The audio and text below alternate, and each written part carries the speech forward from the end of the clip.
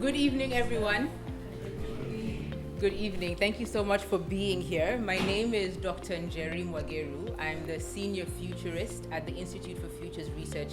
I have a focus on African futures here at Stellenbosch University. And our two esteemed presenters are going to present for about 30 to 40 minutes each, and then we'll have about 20 minutes at the end of the event for some Q&A and for some enriching conversation. I welcome you, and we welcome you to ask your questions, to comment, and to share freely and openly. But do keep in mind that because of time constraints and because we want to allow as many inputs as possible, to please keep your inputs brief and short and to the point. And so I'm the facilitator. And it's my pleasure to join you this evening. I want to acknowledge the University of Stellenbosch Business School for putting together an excellent event as always. Welcome to the Leaders Angle series. And also I want to acknowledge my colleague, Chantal Weiges from the IFR.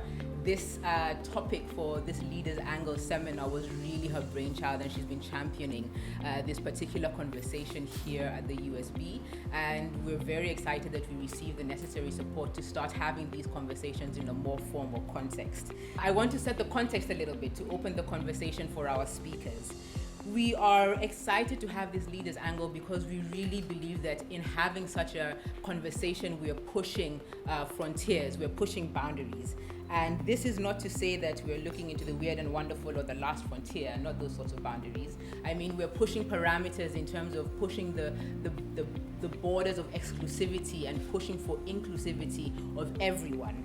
And I would like us to set a context from an angle of our own shared and human story, and to resonate with what will be shared today from our own points as individuals navigating this world from our own particular standpoints.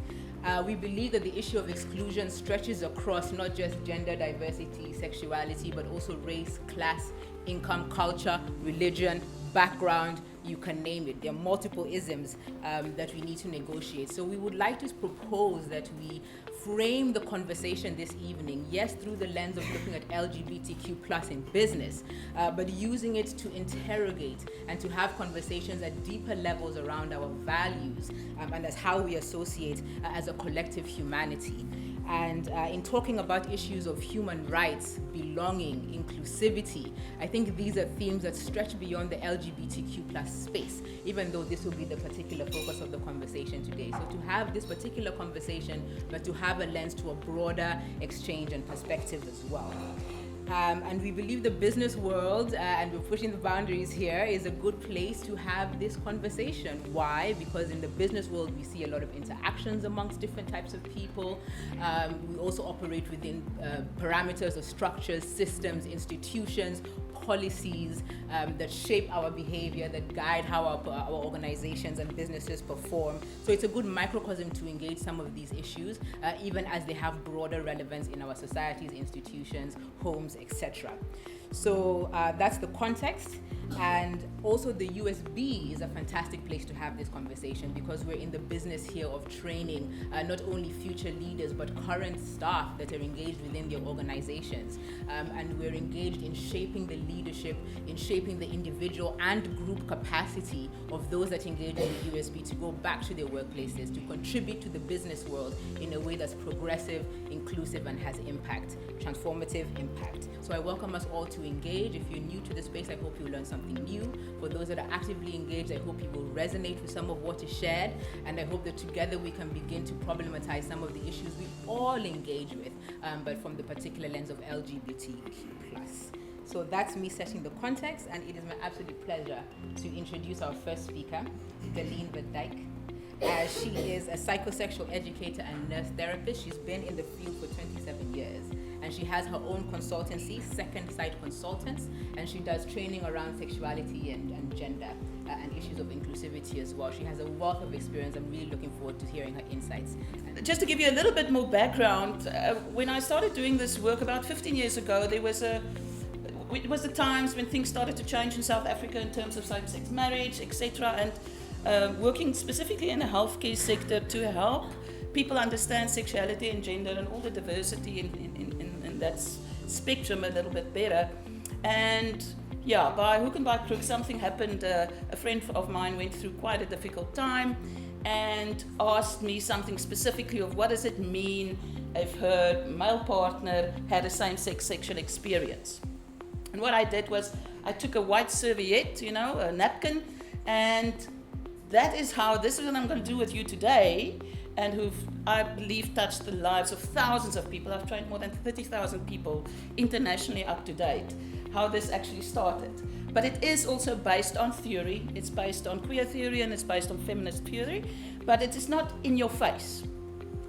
I'm taking you on a journey.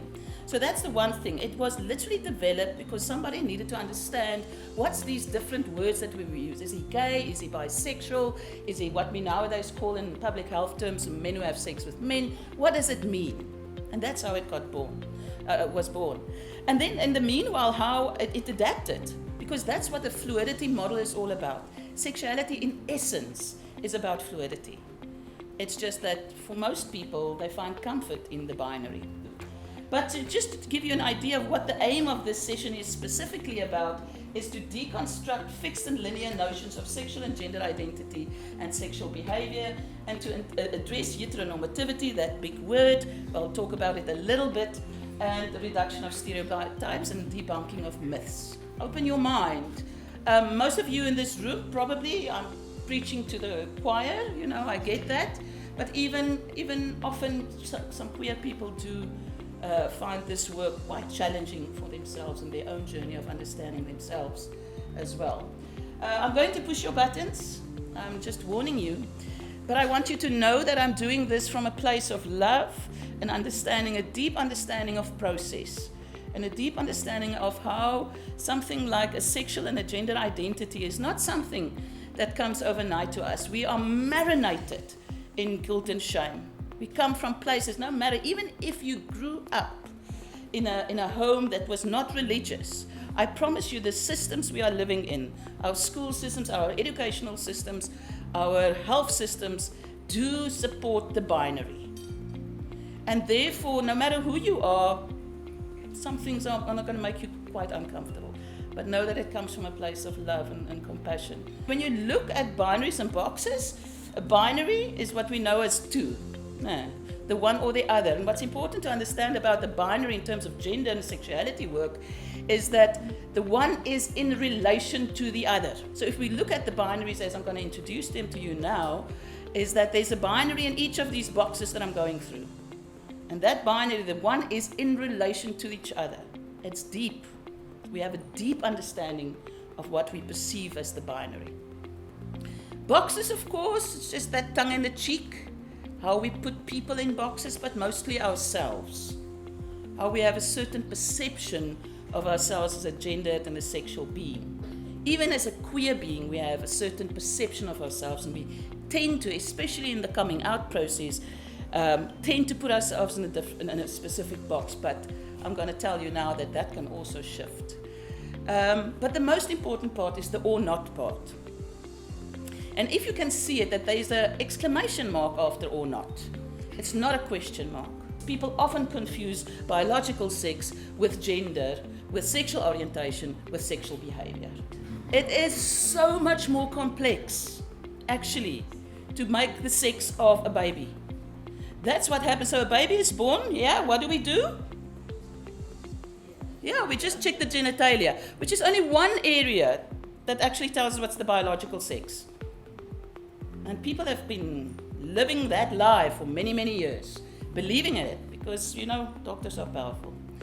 So the irony is that when we talk about a sex assigned at birth, people only look at the external genitalia. They have no clue what's going on in the rest of that baby. But ironically, do you think that's the only type of bodies we have?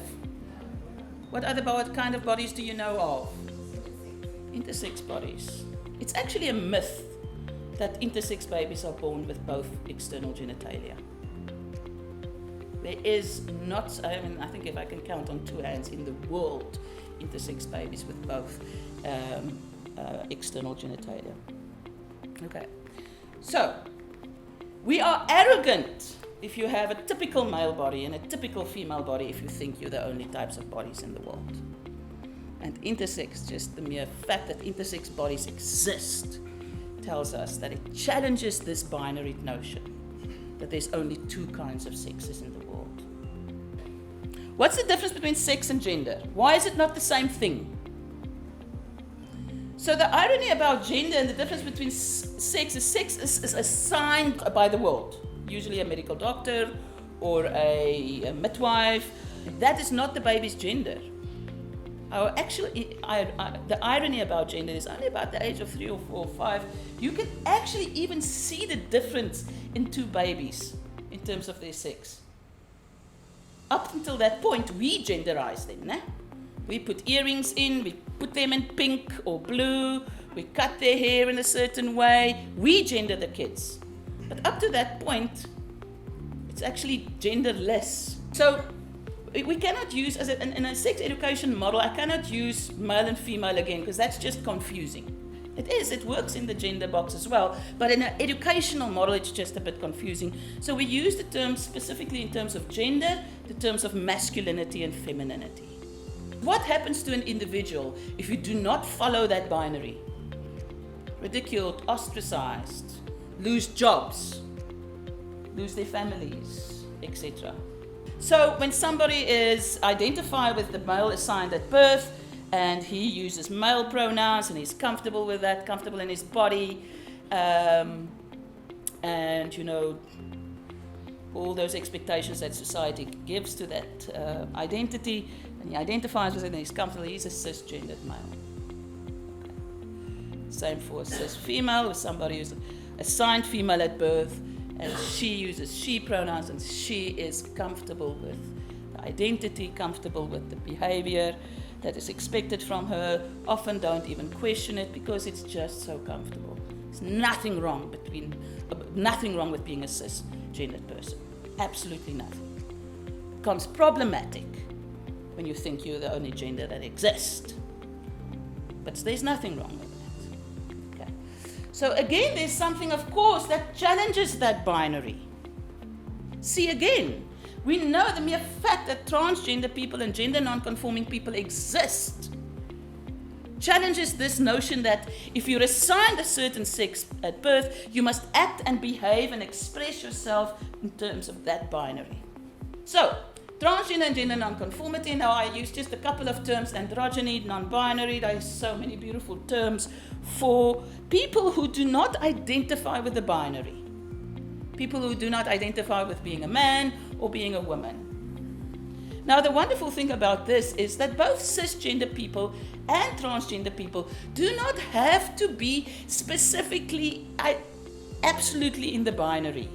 Okay, let's go. What do you think the third box is about? Sexual orientation.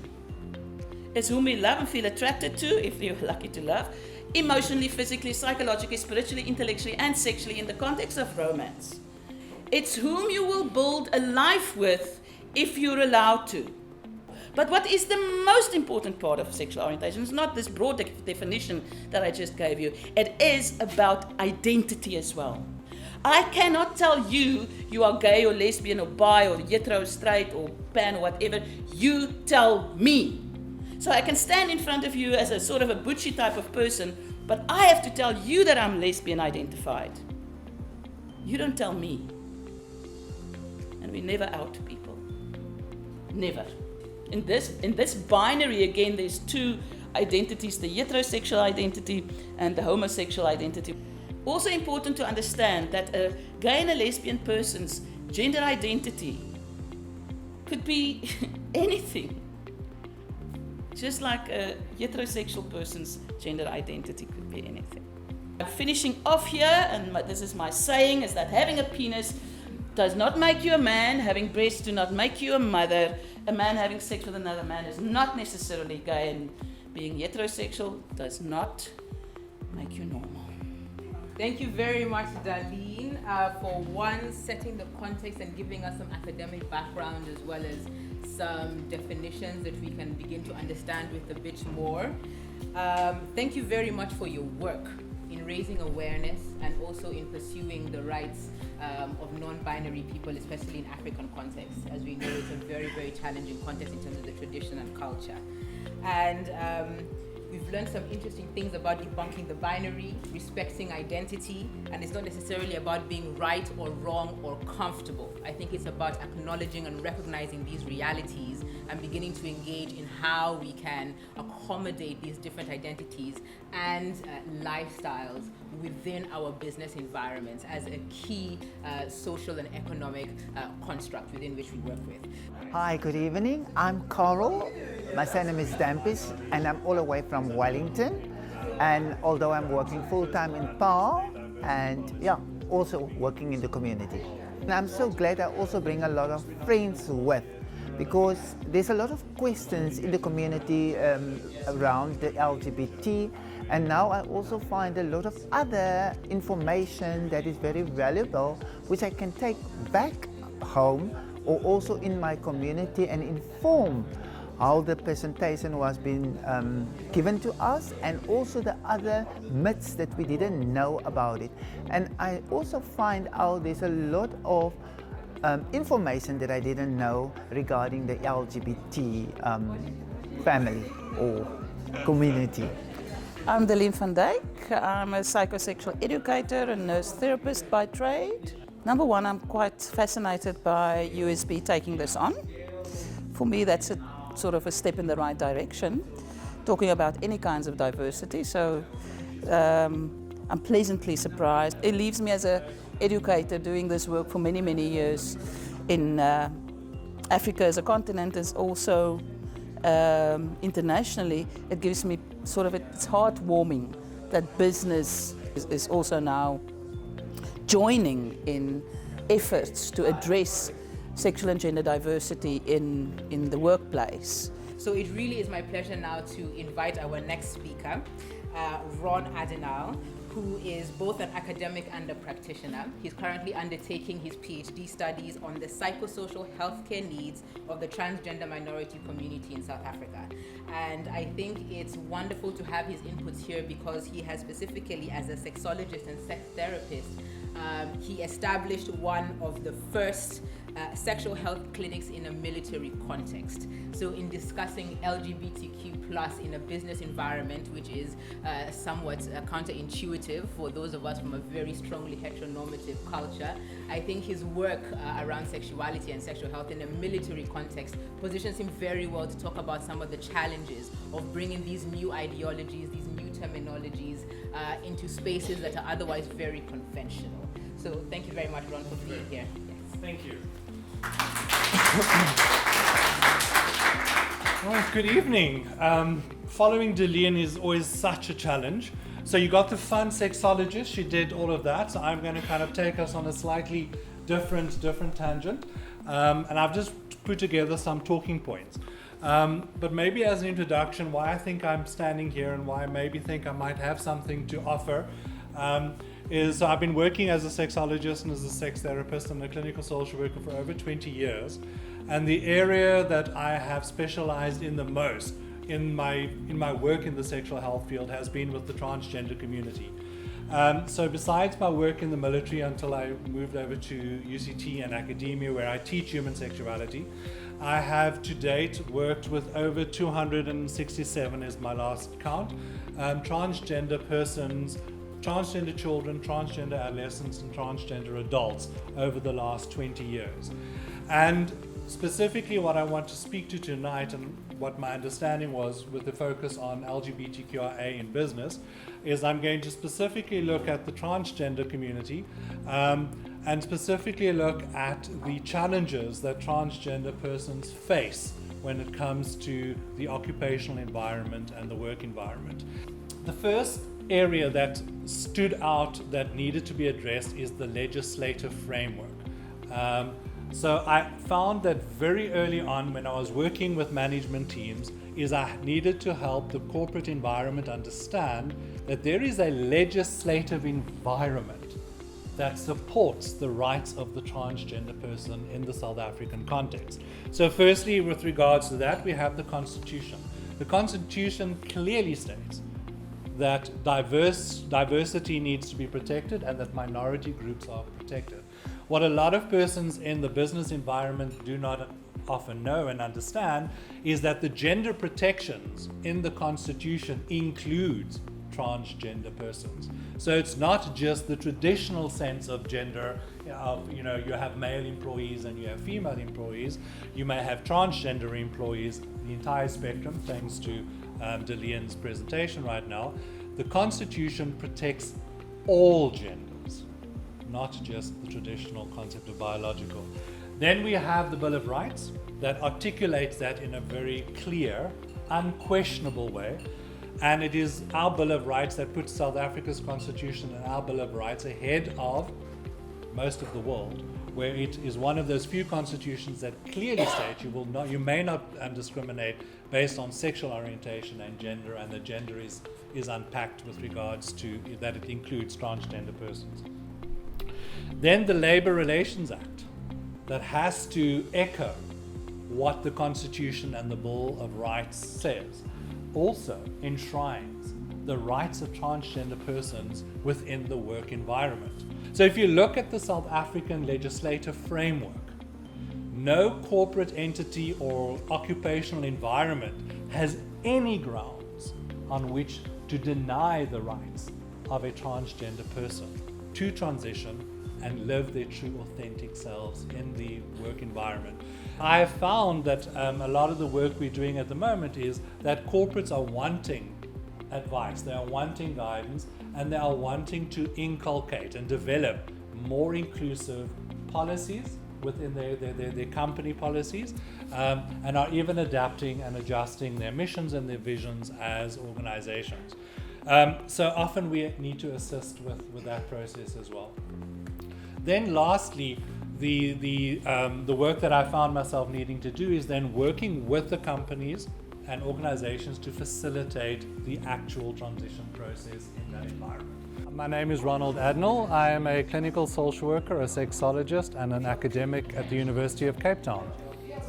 I thought this was a fantastic first-time opportunity. This is the first time I've ever been invited into a space where it's about the business environment and talking about issues of inclusivity for the LGBTQIA community. So yeah, this has increased my optimism about change that may be coming in the business environment. I found the audience quite responsive, and they were quite affirming with the content during the presentation, so you got the sense that they were hearing you and that they were taking the message in a positive way. And I think when it came to the Q&A, I got a sense that people they were really thinking about these issues and asked quite, I think, challenging and thoughtful questions. So yeah, I think it was a productive engagement. There were obviously LGBTQ people in the audience, which I think in a certain sense contributed to the energy of the audience. So you had the sense that there were persons in the audience that were positive no matter what about your message. But then also having the persons from the kind of the more business corporate environment and other, so I noticed some people from the NGO environment here. And their acknowledgement that that this was new information and that this was interesting and something they needed to take on board.